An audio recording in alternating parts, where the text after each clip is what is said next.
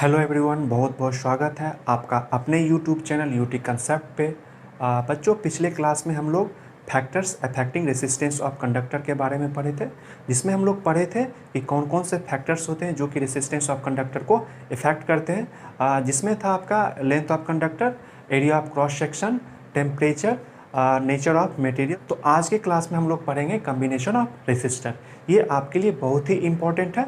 यहाँ से आपको क्लास 10th 12th कोई भी इंजीनियरिंग का एंट्रेंस दीजिए, मेडिकल का एंट्रेंस दीजिए, कोई आप जनरल कंपटीशन दे रहे हो, चाहे वो एसएससी हो, एसएससी सीजीएल हो, एनटीपीसी हो, टेक्नीशियन हो, कोई भी रेलवे का एग्ज़ाम हो, तो आपको यहाँ से क्वेश्चन देखने को मिलेगा ही। ये आपके लिए बहुत ही इंपॉर्टेंट है और इस कंसेप्ट के बिना आप कोई भी सर्किट को सॉल्व नहीं कर पाएंगे। तो इस वीडियो को आप लास्ट तक देखिएगा और आपका यहाँ से सारा कंसेप्ट अच्छा हो जाएगा, कोई भी सर्किट आप सॉल्व कर ले जाएंगे। ठीक है, तो आइए शुरू करते हैं आज का वीडियो कम्बिनेशन ऑफ रेसिस्टर से।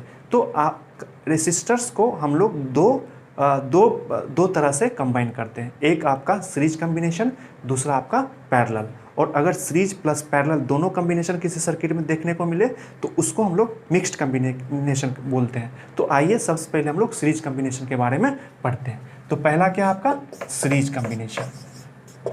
सीरीज कम्बिनेशन, तो सीरीज कम्बिनेशन किसको बोलते हैं? अगर दो या दो से ज़्यादा रेसिस्टेंस, टू या मोर देन टू रेसिस्टेंस का अगर आपका इंड टू इंड कंसिक्यूटिवली अगर कनेक्टेड हो तो उस कम्बिनेशन को हम लोग क्या बोलते हैं? Series combination. ठीक है, अगर दो या दो से ज़्यादा रेसिस्टर्स अगर आपका इंड टू इंड कंसिक्यूटिवली अगर कनेक्टेड है तो उस कम्बिनेशन को हम लोग क्या बोलते हैं? आपका सीरीज कम्बिनेशन। ठीक है, तो जैसे कि आपका मान लीजिए ये आपका रेसिस्टेंस है। ठीक है, मान लीजिए ये पॉइंट ए है, पॉइंट आपका बी है। दूसरा मान लीजिए रेसिस्टेंस आपका ये है सी, आपका डी है। अगर ये मान लीजिए आपका रेसिस्टेंस ई है, आपका एफ है। तो अगर इसको सीरीज कम्बिनेशन में अगर हमको करना है तो क्या हो जाएगा? बी का सी से, डी का ई से, इंड टू इंड। ठीक है, और कंसिक्यूटिवली अगर आपका कनेक्टेड है तो इसको हम लोग क्या बोलते हैं? Series combination. तो ये आपका क्या हो जाएगा? यहाँ से इंड टू इंड कनेक्शन आपका है। तो ये आपका मान लीजिए आपका ये R1 है, यह आपका R2 है, आपका R3 है। ठीक है, तो ये आपका क्या कहलाएगा? आपका सीरीज कम्बिनेशन। क्या कहलाएगा? Series combination. ठीक है, ये भी मान लीजिए R1 R2 R3। ठीक है, तो जब दो या दो से ज़्यादा रेसिस्टेंस अगर आपका इन टू इंड आपका कंसिक्यूटिवली कनेक्टेड हो तो उस कम्बिनेशन को हम लोग क्या बोलते हैं? Series combination. ठीक है, तो आइए लिख लेते हैं। व्हेन टू और more than two resistors are connected end to end consecutively then the combination is called series combination। series combination। ठीक है, जैसे कि आपका मान लीजिए ये आपका R1 है तो और अगर ये आपका R2 है। ठीक है, तो इन टू इंड, तो मतलब अगर ये आपका R1 और इसके इंड से एक आपका R2, तो ये क्या होगा? आपका सीरीज कम्बिनेशन। ठीक है, यहाँ तक कोई प्रॉब्लम? ठीक है, अब आइए आगे देखते हैं। तो सीरीज कम्बिनेशन का कुछ प्रॉपर्टीज होता है, सीरीज कम्बिनेशन का कुछ प्रॉपर्टीज होता है जो हम लोग आगे चलिए देखते हैं। प्रॉपर्टीज ऑफ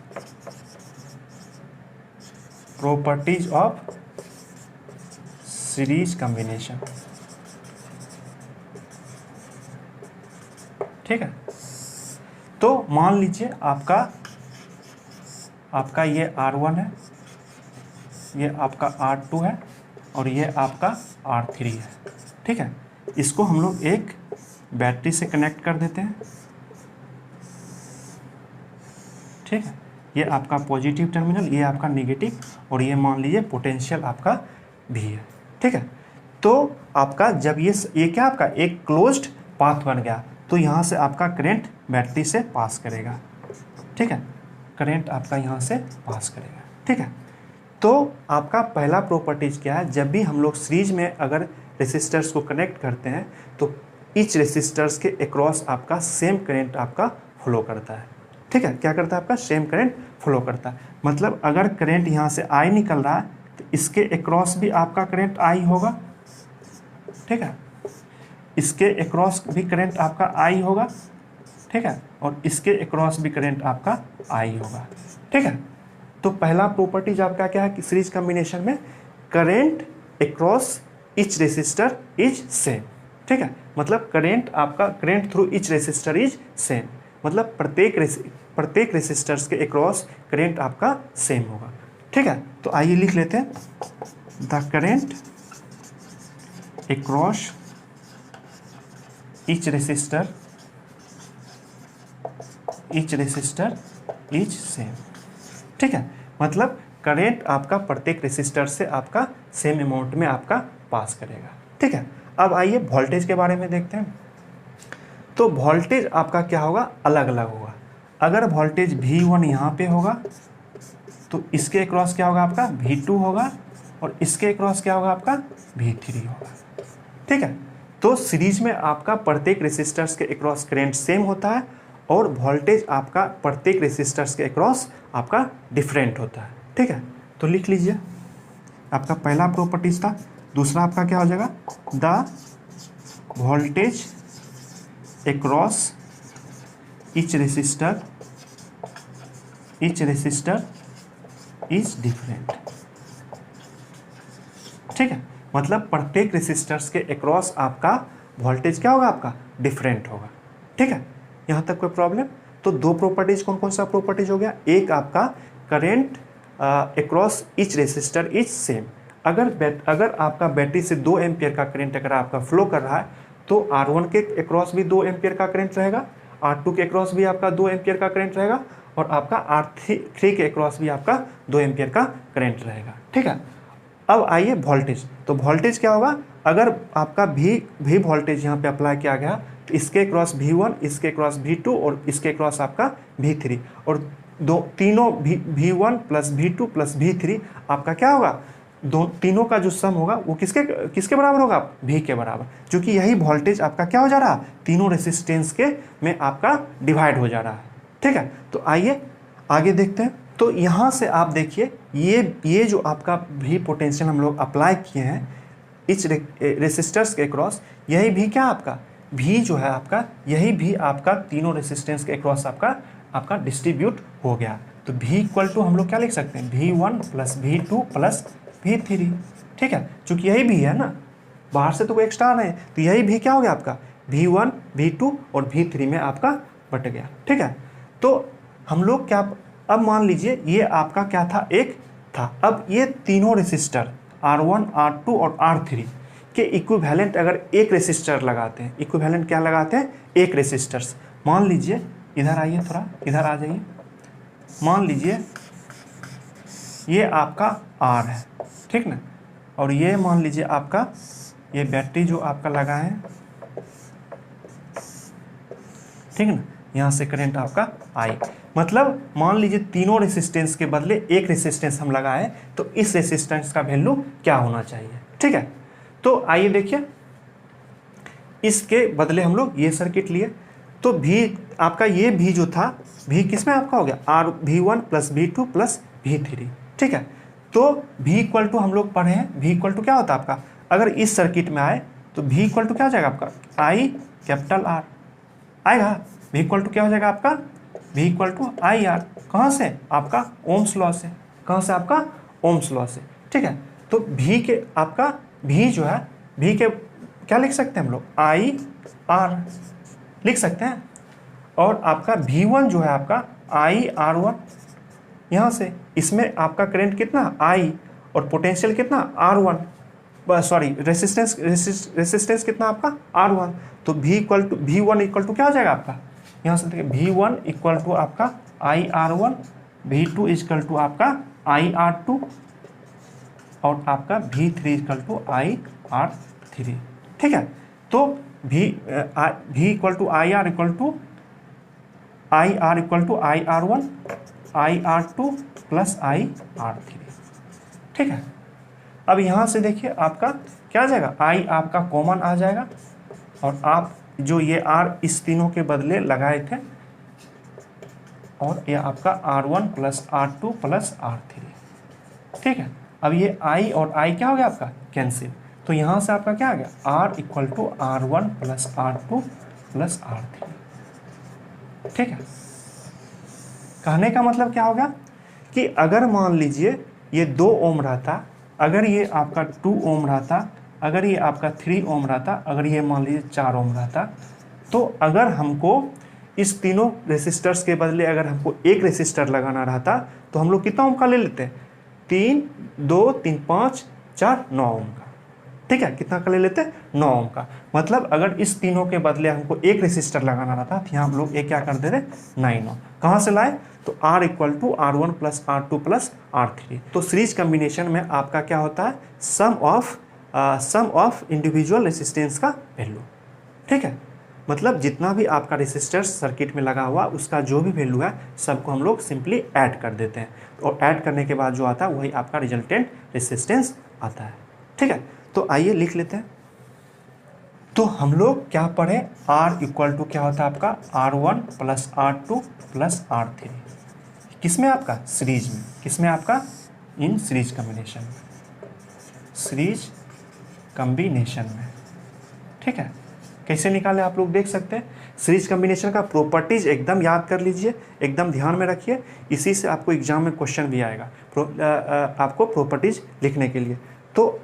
तो आपका पहला प्रॉपर्टीज क्या था, करेंट अक्रॉस ईच रेसिस्टर्स, मतलब प्रत्येक रेसिस्टर्स में आपका करंट का वैल्यू आपका सेम होता है और प्रत्येक रेसिस्टर्स में आपका वोल्टेज आपका अलग अलग होता है। ठीक है, तो आपका सीरीज में जो होता है आपका इंडिविजुअल रेसिस्टेंस का सम ऑफ इंडिविजुअल रेसिस्टेंस। ठीक है, तो लिख लीजिए the equivalent resistance of series combination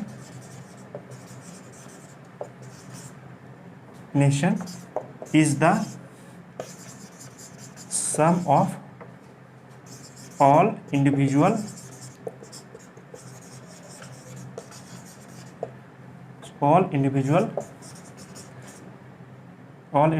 sum of all individual resistance connected in series combination। ठीक है, मतलब कहने का क्या मतलब हुआ, जो इक्विवेलेंट रेसिस्टेंस होता है आपका सम ऑफ ऑल इंडिविजुअल रेसिस्टेंस। ठीक है, तो अगर मान लीजिए अगर आपका ये 2 ओम है, अगर आपका ये 5 ओम है, अगर आपका ये 10 ओम है। ठीक है, तो अगर आपको बोले कि इसका इक्विवेलेंट रेसिस्टेंस क्या होगा, तो आपको तो सीरीज में इन टू इंड है, तो R इक्वल टू क्या हो जाएगा आपका 2 + 5 + 10 ओम। कितना हो जाएगा आपका 5 2 7 और 17 ओम। ठीक है, तो मतलब हम लोग क्या करेंगे, सीरीज कम्बिनेशन में जितना भी रेसिस्टर है वो हम लोग ऐड कर देंगे। सिंपली क्या कर देंगे, जिस तरह हम लोग 2 + 2 + जिस करते हैं, अंक गणित में जोड़ते हैं, अर्थमेटिक में जोड़ते हैं, उसी तरह इसको भी हम लोग क्या करेंगे, ऐड कर। आइए देखते हैं पैरेलल कम्बिनेशन। पैरेलल कम्बिनेशन, ठीक है, क्या होता है आपका, when two or more resistor connected between two same point, between same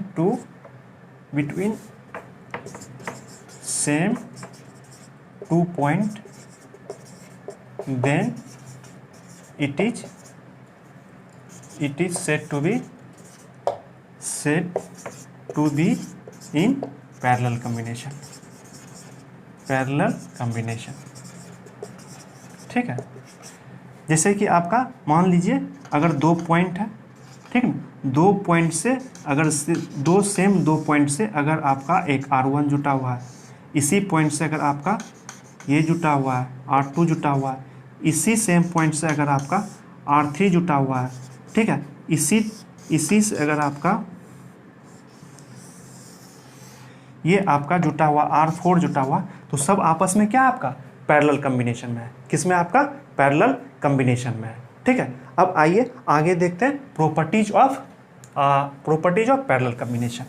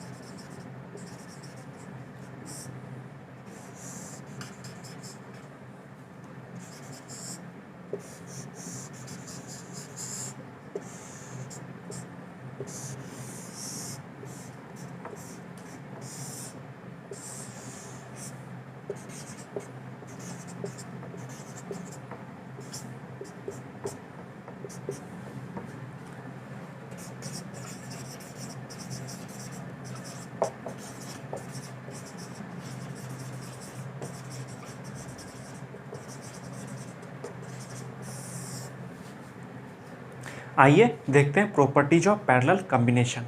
तो प्रॉपर्टीज ऑफ पैरेलल कॉम्बिनेशन में क्या है कि देखिए सेम 2 पॉइंट्स, मान लीजिए A और B दे देते हैं, ठीक है।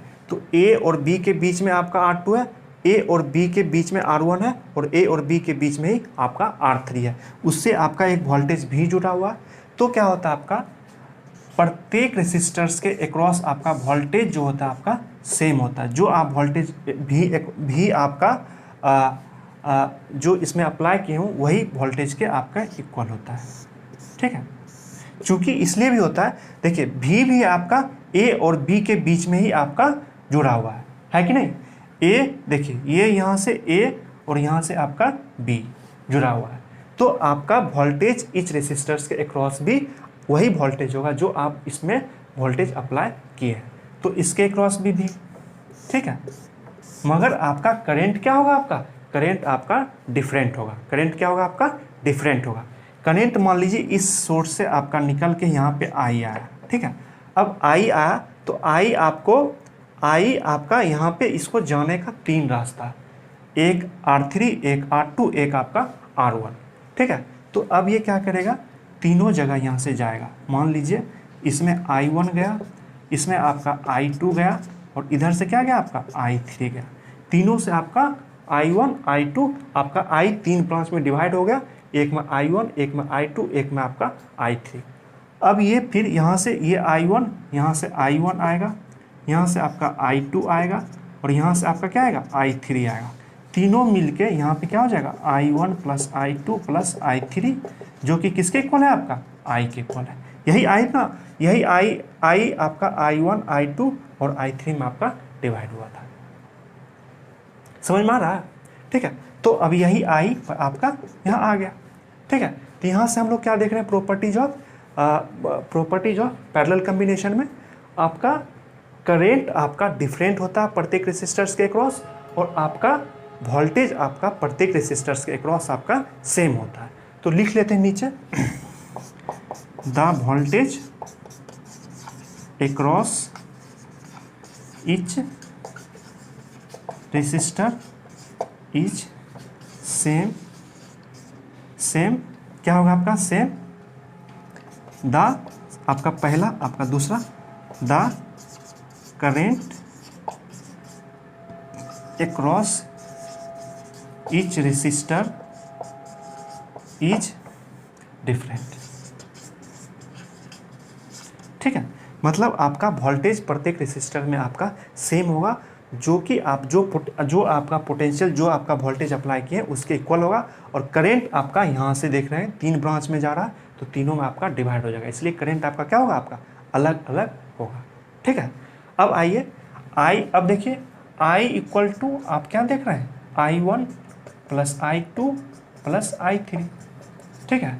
अब मान लीजिए इस तीनों रेसिस्टर्स के बदले अगर हमको एक इंडिविजुअल लगाना होता है, जैसे अगर आपको मान लीजिए 2 रुपया और 5 रुपया, मान लीजिए आपको कितना है 2 रुपीज़, फिर 3 और 5, अगर तीनों के बदले बोले कि एक हमको दे दी, आपका 2 रुपया का नोट था, 3 रुपया का नोट था, 5 रुपया का नोट था, बोले कि इसके बदले हमको एक नोट चाहिए, तो आप क्या करते, आसानी से 10 रुपया का नोट दे देते हैं। ठीक है, अब यहाँ पे क्या आपका रेसिस्टर्स का बात है, तो इसको तो ऐसे हम लोग करेंगे नहीं, चूंकि ये आपका पैरेलल कॉम्बिनेशन में है। सीरीज में रहता तो हम लोग क्या करते, सबको सिंपली ऐड कर देते। तो यहाँ पे हम लोग क्या करेंगे, कैसे निकालते वो देखिए। तो मान लीजिए इस तीनों के बदले अगर हम लोग एक रेसिस्टर यहाँ पे देख लेते हैं, यहाँ पे एक R लगाते, ठीक है, यहाँ पे जो वोल्टेज था वही है आपका V, और यहाँ से आपका करंट I जाता, यहाँ से आपका I, ठीक है। तो हम लोग क्या पढ़े हैं ओम्स लॉ में, V इक्वल टू आपका IR, हम लोग क्या पढ़े हैं V इक्वल टू IR, कहाँ से, ओम्स लॉ से, ओम्स लॉ से। तो यहाँ से I इक्वल टू क्या हो जाएगा आपका V/R आएगा। अब चूंकि करंट यहाँ पे I1 है, I2 है, I3 है, तो I1 इक्वल टू आपका क्या हो जाएगा V/R1, I2 बराबर क्या हो जाएगा आपका V/R2, और I3 बराबर क्या हो जाएगा आपका V/R3। ठीक है, अब इसका वैल्यू क्या कीजिए, यहाँ पे पुट कर दीजिए इक्वेशन फर्स्ट में। तो I अब यहाँ पे देखिए I क्या हो जाता है I इक्वल टू क्या हो जाएगा आपका V/R।